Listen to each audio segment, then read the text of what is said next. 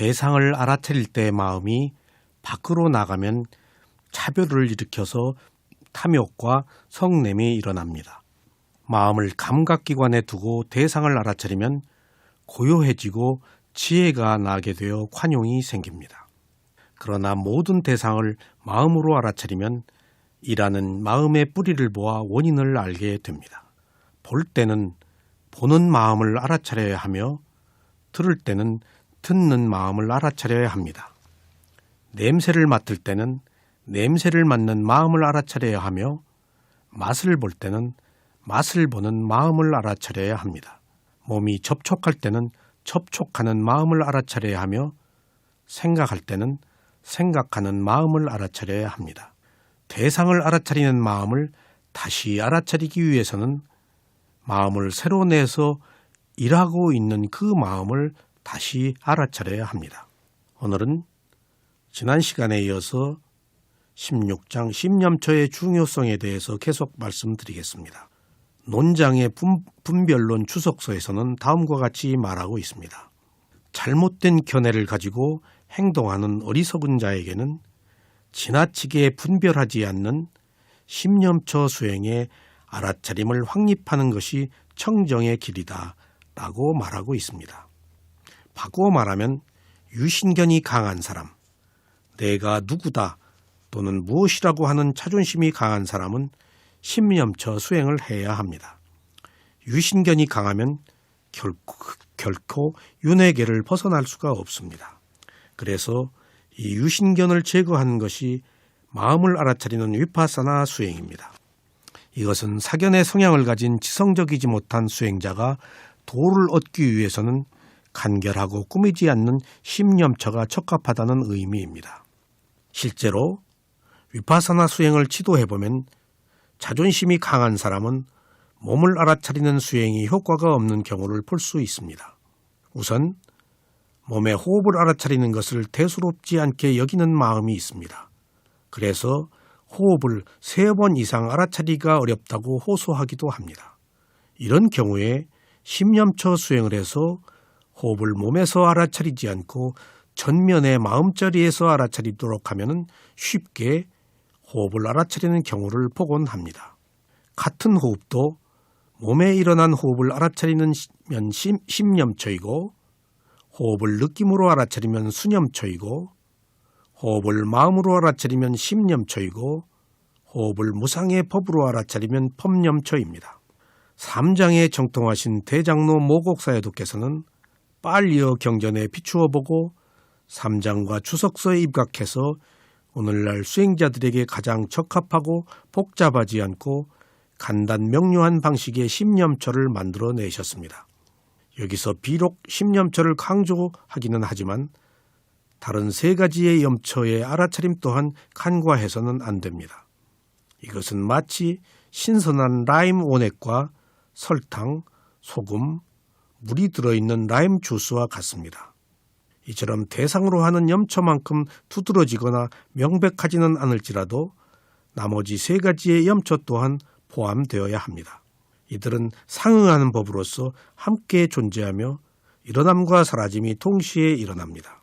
바꾸어 말하면 심념처 수행을 한다고 해서 나머지 신념처, 수념처, 법념처 수행이 포함되지 않는 것이 아닙니다. 이 4가지가 모두 적절하게 조화를 이루어야 바른 수행을 할 수가 있습니다. 상응하는 법이란 오온이 따로 떨어져 작용하는 것이 아니고 함께 작용하면서 서로 되먹임을 하는 것을 말합니다.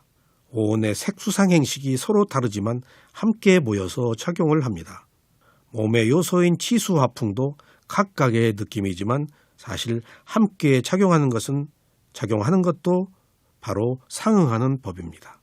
불교는 하나로 보는 시각과 전체로 보는 시각 2가지가 모두 작용을 해야 합니다. 자신의 마음을 아는 방법에 대한 경에서 대장로 사리부타께서는 다음과 같이 말씀하셨습니다. 다른 사람의 마음을 읽는 것은 맞을 수도 있고 틀릴 수도 있어서 쉽지가 않다. 그러나 자신의 마음을 읽는 것은 틀릴 수가 없다. 왜냐하면 자신의 마음속에 무엇이 일어난지 아는 것은 매우 쉽기 때문이다. 이렇게 말씀하셨습니다. 위파사나 수행의 십념처는 자신의 마음을 알아차리는 수행입니다. 흔히 위파사나 수행자를 경험하는 경우가 있는데 자신의 마음이 읽힐까 봐서 두려워하는 경우도 볼 수가 있습니다. 이것은 잘못된 생각입니다. 위파사나 수행자는 자신의 마음을 알아차리며 설령 상대의 마음을 알아차린다고 해도 관용으로 받아들이기 위해서 알아차리지 배척을 하거나 경멸하기 위해서 알아차리는 것이 아닙니다. 왜냐하면 알아차림은 선한 행위이기 때문입니다. 여기에서 수행자는 자기 자신의 마음을 지켜보는 것은 매우 쉽다는 사실을 아는 것이 중요합니다. 자신의 마음 속에 탐심이 일어난다고 가정해 봅시다. 그때 우리는 탐심이 마음 안에서 일어나고 있다는 것을 쉽게 알 수 있습니다. 성냄과 어리석은 마음이 일어날 때에도 일어나고 있다는 것을 즉시 알 수 있으며 사라질 때에도 또한 그것이 사라지는 것을 알 수 있습니다. 누가 보지 않는다고 해서 보이지 않는 것이 아닙니다. 누가 보지 않을 때는 자신의 마음이 봅니다. 그래서 항상 자신의 마음이 증인입니다. 미얀마의 많은 불교도인들은 마음이 한 존재에서 다른 존재로 옮겨간다거나 환생을 한다고 하는 그릇된 견해에서 벗어나지 못하고 있습니다. 또한 많은 사람들이 영혼이 존재한다고 그릇되게 믿고 있습니다. 수행자 여러분, 불교에서 말하는 재생은 환생이 아닙니다. 재생에 관한 불교의 가르침은 영혼체례나 환생과는 완전히 다르다는 점을 이해하셔야 하겠습니다. 왜냐하면 불교는 신에 의해 창조되었거나 대범천으로부터 떨어져 나와 다음 존재로 옮겨오는 불변하는 영혼의 존재를 완전히 부정하기 때문입니다. 불교의 재생은 전에 있던 마음이 뒤의 마음으로 옮겨간 것이 아니고 전에 있던 마음은 사라지고 그 마음에 담긴 과보가 다음 마음에 전해져서 상속되는 것을 말합니다. 그러므로 죽을 때의 마음은 끝나서 다시 일어나지 않고 사라지며 죽을 때의 마음에 담긴 과보가 다음에 전해져서 새로운 마음이 일어나므로 이것을 재생이라고 합니다. 그러나 환생은 같은 마음이 지속되는 것을 의미합니다. 수행자 여러분, 어떤 이들은 한 존재가 죽을 때 몸을 떠나는 것을 영혼이라고 말하기도 합니다. 과연 그럴까요? 죽을 때 영혼이 있어서 몸을 버리고 다른 몸을 받는다고 하는 것은 부처님의 가르침이 아닙니다. 모든 생명이 윤회를 하지만 재생을 하면서 윤회를 하지 같은 마음이 윤회를 하는 것이 아닙니다. 이것이 불교와 힌두교의 윤회 간의 차이입니다. 영혼은 항상 하는 마음이라는 뜻입니다. 이것은 변하지 않는 절대 불변의 존재를 말합니다. 그러나 이 세상에 변하지 않는 것은 없다는 것을 부처님께서 발견하셨습니다. 부처님께서는 자신의 몸과 마음을 통찰해 보시고 최상의 지혜가 나서 보니 모든 것들은 변한다는 사실을 알았습니다. 이것이 바로 무상입니다. 이 무상이 현대 과학에서 진동이라고 표현하기도 합니다. 현대 과학에서도 존재하는 모든 물질은 진동한다는 것을 수용합니다. 이것이 바로 모든 것이 변한다는 무상입니다. 부처님께서 물질의 느낌이 변하시는 것을 보시고 물질을 아는 그 마음을 해안으로 지켜보시니 물질뿐만 아니고 마음도 계속 변한다는 것을 아셨습니다.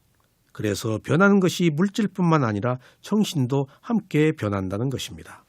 이것이 바로 무아입니다. 변한다는 것은 무상인데 마음이 변하는 것이 바로 무아입니다. 같은 마음이 아닌 것을 이때 지혜의 눈으로 보신 것입니다. 역대 모든 선지자들은 이런 수준의 지혜가 나지 않았기 때문에 마음은 변하지 않고 항상하는 것으로 안 것입니다. 여기 이러한 발견이 중요한 분수령이 됩니다. 변하는 마음을 볼 수 없었기 때문에 절대적인 존재를 상상으로 만들어낸 것입니다. 그래서 변하지 않기 때문에 영혼이 생긴 것이며 영혼은 영원한 것이라서 초월적 존재가 있는 것으로 사유하게 된 것입니다. 모든 것이 변한다면 초월적 존재도 변한다는 것에서는 자유로울 수가 없습니다. 그렇다면 천지를 창조하신 신도 태어나서 죽어야 합니다. 그렇다면 그것은 천인이지 모든 것을 창조한 절대적인 신은 아닙니다. 또한 천지를 창조한 신은 누가 만들었느냐 하는 것에서도 결코 자유로울 수가 없습니다. 이러한 견해는 모두 마음의 실체를 바로 보지 못했기 때문에 상상으로 만들어진 견해인 것입니다. 또한 오랫동안 내려온 인습적, 문화적 전통이라서 의심할 여지 없이 그냥 수용한 것입니다. 마음은 변하기 때문에 실체가 없으며 자아를 소유하는 것이 아닙니다. 그래서 무아입니다. 그러나 마음이 변하지 않는다고 하면 실체가 있고 자아를 소유하여 지나 참나 주인공이 만들어집니다. 자아가 없다면 가래를 일으킬 필요가 없고 절대적인 것도 없으니 신에게 귀의할 것도 없습니다. 여기서 윤회가 끝나는 해탈의 길이 있는 것입니다. 그러나 자아가 있고 참나가 있고 주인공이 있으면 자아를 강화하기 위해서 계속해서 가래를 일으켜야 합니다. 그러면 윤회가 끝나는 해탈이 있을 수가 없습니다. 무아냐, 지냐에 따라서 해탈이 있느냐, 없느냐로 구별됩니다. 부처님께서 이런 문제점을 정확히 지적하시기 위해서 바로 무아를 설하신 것입니다. 부처님께서 무아를 나게 한 지혜란 마음이란 하나의 점으로 계속 일어나고 사라지면서 과보의 힘으로 굴러간다는 것입니다. 그러나 영혼이 있고 항상 하다는 견해로 본 마음은 점으로 연결된 것이 아니고 일직선으로 끊어지지 않고 연결된다는 것을 말합니다. 부처님께서는 바로 점과 선의 차이로 마음의 실체를 아신 것입니다. 그러나 유감스럽게도 상좌불교의 교리가 힌두교의 교리와 접목되면서 전혀 반대의 논리인 치나가 등장하면서 불법이 왜곡된 것입니다. 만약 자아가 있다면 이것은 유신견이고 이 유신견이 있다면 영원히 윤회계에서 머물러야 하기 때문에 해탈의 자유가 없습니다. 해탈의 자유가 없다는 것은 부처님의 가르침이 없다는 것입니다. 모곡사야도나 지금 말씀드리는 제가 이 점을 자꾸 강조하는 것은 불법이 아닌 것으로서는 해탈의 자유를 얻을 수가 없고 불교도라고 볼 수 없기 때문입니다. 그러니 이제 불법으로 돌아와서 해탈의 자유를 얻고 부처님의 제자로서의 본분을 지키기를 간절히 소망하는 마음으로 말씀드리는 것입니다. 해탈로 가는 길이 여러 가지가 있을 수 있겠지만 사마타와 위파사나 수행 두 가지가 있어야 하며 신수신법 사념처가 아니면 결코 바른 길이라고 할 수가 없습니다. 이것은 대념처경에서 부처님께서 선언하신 내용입니다. 어떤 사람들은 모기의 유충이 번데기가 되어도 계속해서 성충에 매달려 있는 것과 같이 거주할 빈 자리가 없으면 영혼이 몸에 매달려서 떠나지 않는다고 믿고 있습니다. 이러한 잘못된 견해는 조상 대대로 깊이 뿌리박혀 전해져 내려왔습니다. 그러나 한 존재에서 다른 존재로 영혼이 옮겨가서 환생한다고 하는 믿음은 사견일 뿐입니다. 위에서 말한 것과 같은 그릇된 견해는 마음이 영원히 지속되는 것으로 알고 죽을 때 오직 몸만이 사라질 뿐이라고 하는 그릇된 믿음 때문에 유지되어 온 것입니다. 모기의 유충이 번데기가 되고 번데기가 성충이 되면 성충은 유충도 아니며 번데기도 아닙니다. 새로운 형태의 존재로 거듭난 것입니다. 유충은 유충이고 번데기는 번데기이고 성충은 성충입니다. 이것들이 성장 과정을 거치면서 새롭게 태어나는 것이지 같은 것이 아닙니다. 그러므로 성충에 번데기가 붙어있지 않습니다. 알이 일정한 조건이 성숙되어 새가 됩니다. 새가 알을 깨고 나오면 알과 새는 다른 것입니다. 이들은 아직 바른 연기법의 지식을 얻지 못한 까닭에 마음이 무상하고 끊임없이 일어났다가 사라지는 과정을 겪고 있다는 것을 바르게 이해하지 못하고 있습니다. 마음은 동일한 시간과 공간에서 일어나고 일어난 곳에서 1cm도 움직이지 못하고 즉시 사라지며 한순간에 하나밖에 일어날 수 없기 때문에 연속적인 두 순간에 동일하게 지속될 수가 없습니다. 모곡사야도께서는 십념처의 중요성을 강조한 것은 불자들의 의식 속에 깊게 뿌리 내려진 마음에 관한 그릇된 견해를 제거하기 위한 것이었습니다. 대장로 모곡사야도께서는 대중들에 대한 깊은 자비를 가지시고 고통스럽고 비참한 사학도로 떨어질 위험에서 구제받으려면 사견을 제거해야만 한다는 것의 중요성을 항상 강조하셨습니다. 수다원의 첫 번째 과를 얻기 위해서는 절대적으로 사견의 제거가 필요합니다. 사견이 머무르고 매달려 있는 것은 마음입니다. 그래서 심념처 수행을 강조하는 바입니다.